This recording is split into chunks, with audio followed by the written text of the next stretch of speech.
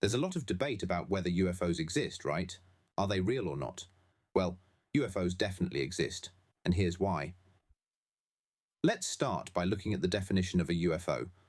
UFO stands for Unidentified Flying Object, meaning any flying object that can't be identified. In simple terms, it's something flying that you don't recognize. Haven't you ever had that experience? Like when something suddenly zooms past you and you have no idea what it was?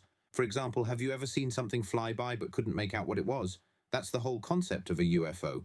You see something in the sky and, well, you're not exactly sure what it is, whether it's a plane, a bird, a drone. If you can't identify it, it's technically a UFO. A UFO doesn't automatically mean an alien spacecraft. It's just any flying object that remains unidentified. In fact, we might be seeing UFOs all the time without realizing it. If you spot something moving but can't tell what it is, that's a UFO.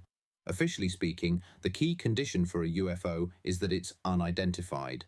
Even if a photo captures a flying object but it's too blurry to recognize, it's still a UFO. If the military or research agencies can't identify it, then yep, it's a UFO. But what we really want to know is whether any of these UFOs are actually alien spacecraft, right?